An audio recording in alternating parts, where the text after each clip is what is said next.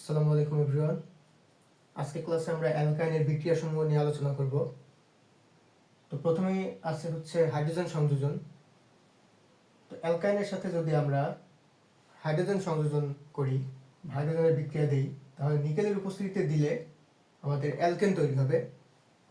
যেমন ইথাইনের সাথে হাইড্রোজেন দেওয়ার কারণে নিকেলের উপস্থিতিতে ইথেন তৈরি হয়েছে। এরপরে ইথাইনের সাথে হাইড্রোজেন দিলে যদি প্লাটিনাম এবং বেরিয়াম সালফেটের সাথে বিক্রিয়া করি তাহলে আমাদের ইথিন তৈরি হয়েছে। তো এই বিক্রিয়াটা হয়তো আমাদের পরিচিত, কারণ আমরা অ্যালকিনে পড়েছিলাম মৃদু বিজারণের মাধ্যমে যে অ্যালকিন প্রস্তুতি, সেটা আমরা পড়েছিলাম। সেখানে ছিল প্লাটিনাম এবং বেরিয়াম সালফেটের উপস্থিতিতে যদি অ্যালকাইনের সাথে হাইড্রোজেন সংযোজন করি তাহলে অ্যালকিন তৈরি হবে।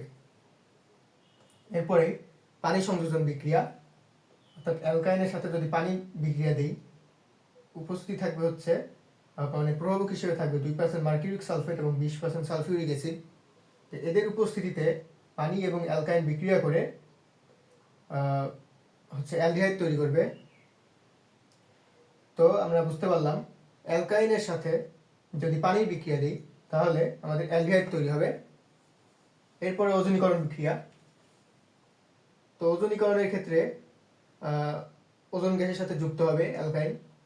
তো ওজোন গ্যাসের সাথে যুক্ত হয়ে এই যৌগটা উৎপন্ন করবে। এরপরে জিঙ্ক এবং পানির সাথে বিক্রিয়া করে গ্লাইঅক্সাল, এই যৌগটার নাম হচ্ছে গ্লাইঅক্সাল। এই গ্লাইঅক্সাল যৌগটা উৎপন্ন করবে, সাথে জিঙ্ক অক্সাইড উৎপন্ন করবে। তো এটি হচ্ছে আমাদের ওজনীকরণ বিক্রিয়া এবং হাইড্রোজেন সংযোজন এবং পানি সংযোজনের মাধ্যমে অ্যালকাইনের বিভিন্ন বিক্রিয়া। তো আজকের মতো এখানেই বিদায় নিচ্ছি। সবাইকে আসসালামু আলাইকুম।